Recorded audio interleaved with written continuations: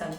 50 மாணவர்கள் உள்ள வகுப்பில் 28 பேர் NCCயிலும் 30 பேர் NSAயிலும் மற்றும் 18 பேர் NCC மற்றும் NSAயிலும் சேர்கிறார்கள்.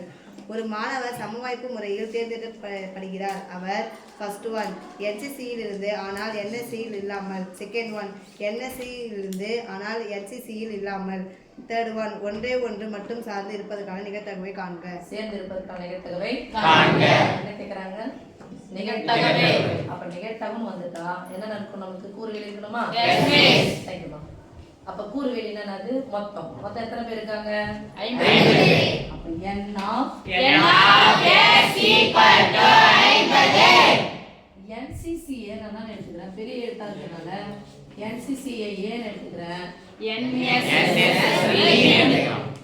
இப்போ NCC ல எத்தனை பேர் இருக்காங்கன்னு சொல்லிருக்காங்க? 27. எத்தனை பேர்ல?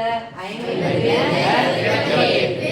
அப்படியே டைரக்டா போய்ட்டா P of போடிட்டா? Yes miss. P of A equal to 27/50. அடுத்து P of B equal to NSS எத்தனை பேர் இருக்காங்க? 30. 50 பேர்ல 30 பேர் NSS ல இருக்காங்க. மற்றும் அப்படின்னு சொல்றாங்க. ரெண்டுத்திலயும் A மற்றும் NCC மற்றும் NSS சொன்னாங்களா? மற்றும் என்ன பண்ணோம்? வெட்டு. அப்ப சொல்லுங்க P of A வெட்டு B equal to 18 பேர். அப்ப 18/50. இது முடிச்சு. ஃபர்ஸ்ட் ஒன் NCC ல இருக்கணும், ஆனா NSS ல இருக்க கூடாது. அப்ப இதுல இருக்கிறத யார் வச்சுக்கணும்? 25/50 இதான் வேணும். ஆனா யார் இருக்க கூடாது? NSSல அவங்க இருக்க கூடாது. ஆனா பார்த்தா ரெண்டுத்திலே இருக்கிறவங்க கேட்டகரி இருக்குல்ல, எஸ் மிஸ். இவங்க என்ன பண்ணு சாமி, நம்ம விட்டுறணும். ஓகேவா? Yes miss. கடைசி நம்ம யார் வந்து first one P of A minus P of A with B equal to இதெல்லாம் மட்டும் இருக்கணும்னு சொன்னா NCCல மட்டும் தான் இருக்கணும். இது எனக்கு வேணும், பொதுவானதை கழிச்சிடு. அப்ப சொல்லுங்க 27/50 equal to 50 தான். 27 ல 18 போனா எவ்வளவு? 10. 10/50 equal to ஒரு 10/50. செகண்ட் ஒன் NSS ல இருக்கணும், யார்ல இருக்க கூடாது? NCC. அப்போ அந்த NSS ல எடுத்துக்கிறோம், B தான் எடுத்துக்கிறோம். Yes miss. இதுல இருந்து பொதுவானத கழிக்கணும். கழிச்சலாமா? Yes miss. P of B P of A with B equal to 30/50